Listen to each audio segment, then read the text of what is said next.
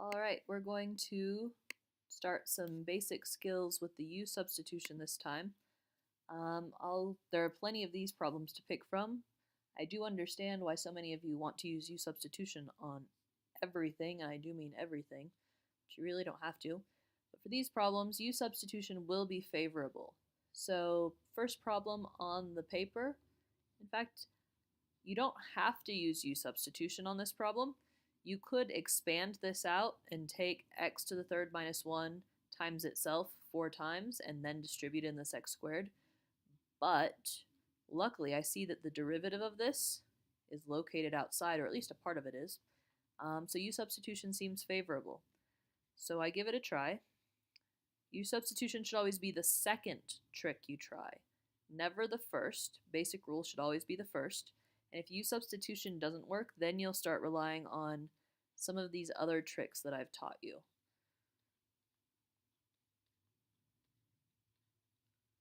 So I get out 3x squared as my derivative, which means my differential is going to be the same as 3x squared dx.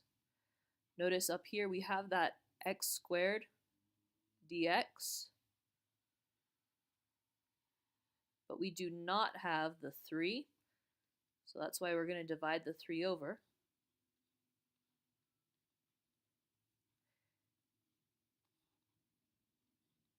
And so here I get for my integral, I'm going to rewrite as much in terms of u as I possibly can. I can see that now I'm going to be taking the integral of u to the 4th power.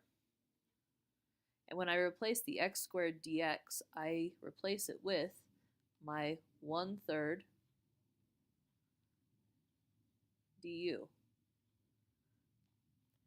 And this will, I like to rearrange it before I take the integral. A lot of times, as you've seen in class, I'll move to taking this 1/3 out. I won't write it like this. I'll just take this 1/3 out and write it together. And for some of the later problems, I'm sure I'll do that. For this first problem, just to show you where all those pieces came from.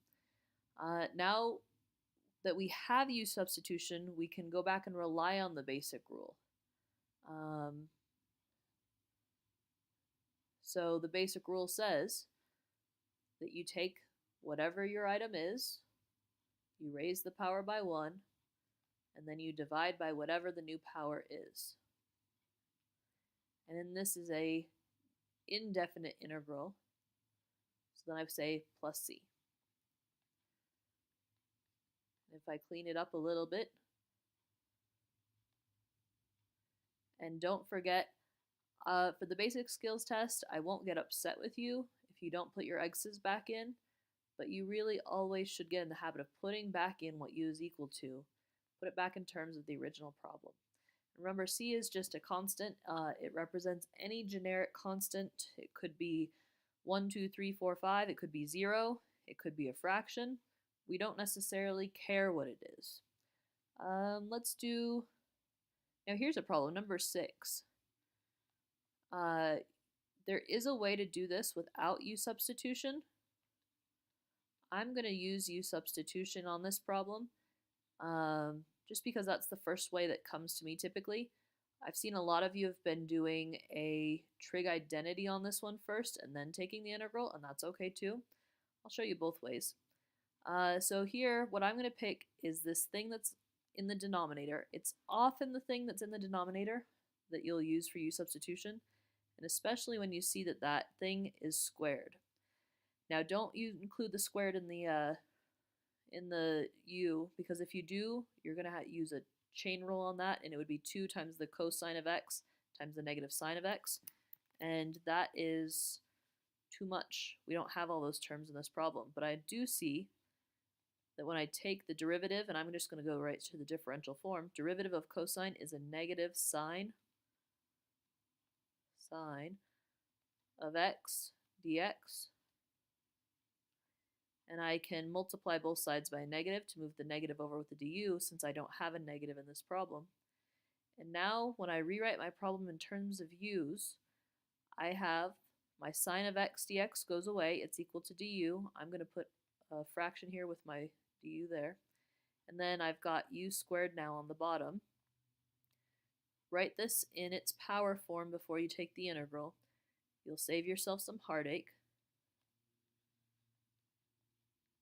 And then use your basic rule on the integral. You're going to raise the power by 1, and then you're going to multiply by 1 over that new power. And again, an indefinite integral, so we have a plus c term here. So my negatives will cancel, and I'm left with 1 over the cosine of x plus c, which is going to be the same thing as the secant of x plus c. Now there are a lot of you that are using trig identities on this one, and as far as you're doing them right, I'm very proud of you, because the trig identities, a lot of people wouldn't go to jump to the first with them. A lot of you are seeing that you've got sine over cosine, but we have this extra cosine, so you're separating them out.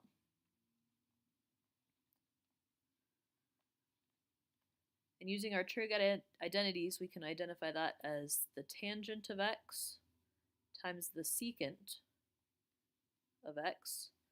And the tangent x secant of x is a derivative of a function that we learned back when we learned quotient rules. And you can look this up in your book. You can go back to your past notes if you haven't gotten rid of them. You can see that that derivative of secant of x gave us tangent secant of x. If you remember that fact, you can go directly to that. Same answer both ways. So let me try a few more problems.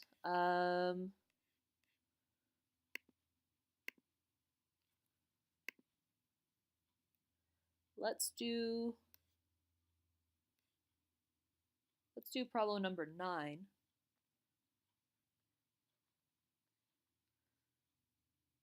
Now 9 is a definite integral. I usually prefer, just for integral's sake, to do the indefinite, just because they're faster. You don't have to mess with the numbers. You guys know I don't like numbers. I like math, but not numbers.